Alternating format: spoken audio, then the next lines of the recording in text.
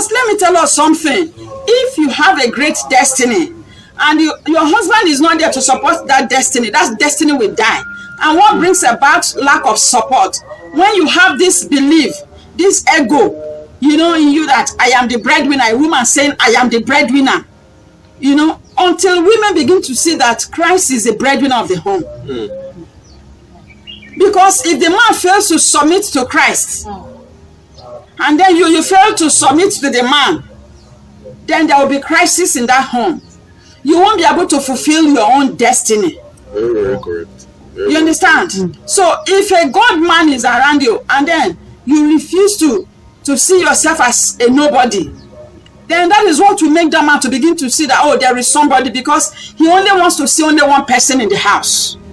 Only one leader in the house. Only one captain in the boat or in the ship, sorry.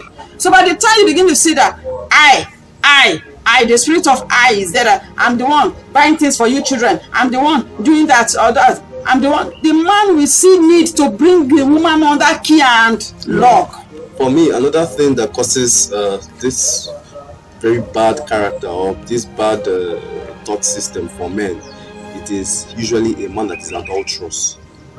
A man that is adulterous will want to put the wife under lock and key so that she will not say him when he's doing all his nonsense. Because the average woman will want to challenge the man and say, why are you doing this nonsense? I've given you children. What is all this nonsense you're doing? But they want the woman. This is what they call forceful submission.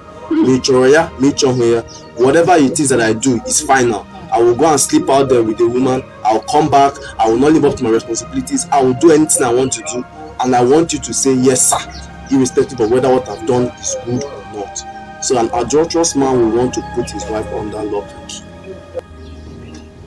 So some men, according to what my brother and my sister have said, some women, they will do all this, even respect the man. But some men, they are never happy that their wife is progressing more than them. Because they're egocentric. So some men, they are like that. The woman will be submissive because they are not the one doing it. They are not still happy.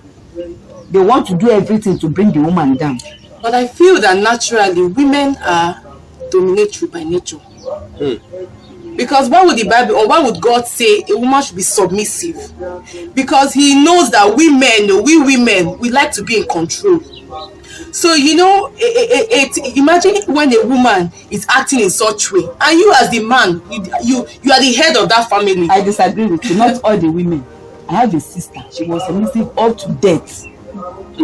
She submitted to her husband up to death. She don't even know how to say shout at the husband for one day. And the husband suppressed her, maltreated her until she died. So not all women are that you say they are dominatory. It's not true. I disagree with you. I have a sister like that. I would say by nature, but it now comes to the aspect of a God-fearing woman. A God-fearing woman that knows that this is what the Lord wants me to do will be submissive. But by nature, women are dominatory.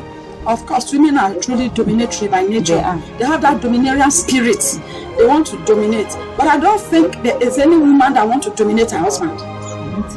You can dominate other members of the family, yes. People that are living with you and others, maybe in the office. You want to dominate those people that are under you. Maybe as a subordinate, you want to dominate as a superior officer, you want to dominate your subordinates. But not a woman having the mind to dominate her husband. A woman in her right sense of thinking. Yes. Okay, look at somebody like a popular actor, Regina Daniels, telling us that she married Ned Nwoko because of stubbornness. That she's very stubborn and she cannot submit to a young person. You understand? So things like that. There are women that have domineering spirit, but not to have the mindset of dominating their husband. Are you getting it? So I don't want to go too far because that is a private life anyway.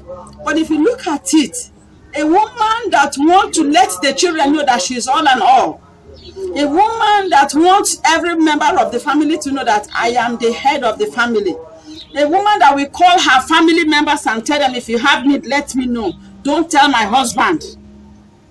A woman that will be doing things secretly without carrying the husband along. Maybe some women will go as far as building house in their father's house.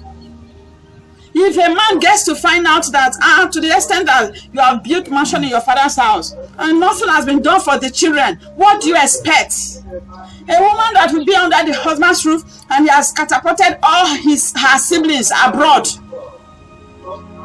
What do you expect when the man finds out? There are so many women that are doing that. They've sent their siblings across the globe. They've planted their family members outside the country unknown to the husband. How do you expect that man to be respected by your family? Do you understand what we are saying here? A woman that will go at the back, buy expensive gift for the children without the husband knowing. You know, the children will put up some obnoxious attitude towards the father that will make the father to feel, oh, you want to run me down before these children. And the next thing you want to bring her under what? Lock and key. Please, if I may come in, I think men should be up and doing. Men should be hardworking. Men should be up and doing. No wonder the Bible says a man that cannot take care of his home is worse than an infidel. If a man is up and doing, a woman will not have need to. My dear, the word you are in now is this word. Let me tell you, anybody can shoulder the responsibility. It is not, when the Bible said that a man that cannot take care of the home is worse than an infidel. A man that cannot take care is worse than an unbeliever. Did the Bible say they should crucify them? Did God say you should kill them or you should disrespect them? I mean, don't you give respect to your unbelieving boss in the office? Very valid point. Don't you respect that man, that your brother that is doing nothing? Now you are talking about a man should take care of the home, everything. Truly speaking, you are right. The Bible cannot be challenged. But what I say, don't you have, there are these women that, most of these women that do this thing, you send your brothers outside the country, you sponsor their trip abroad, and then you take care of their children's fees. You know, why are you not disrespecting that your brother? Why are you assisting your own brother? And there is a married man that cannot take care of his own household. I would say the place of a brother is different from that of a husband. Why are you my husband when you cannot take care of me? Why are you my husband when you cannot take care of the family? Why is your brother a husband when he cannot take care of his own sister? Why is your brother, why you don't allow your brother to marry when he's worse than an infidelity? I would say this thing depends on how the both couples started, because some men, they are the ones that will start it first. I don't believe that any woman would like to, maybe you send your people abroad, leaving your husband's side or the children. Maybe it might be the cut from the man, because some men, the way they will start, my people. The man will not say, okay, your people. Exactly. And when the woman is up to do, she will not say, okay, this one is teaching me sense. Okay, let me follow his own sense. Exactly. My people. I don't believe that any woman in her right senses can just marry a man that you love. You now start, how would I put it? You now start maltreating your castle outside. Leaving the man.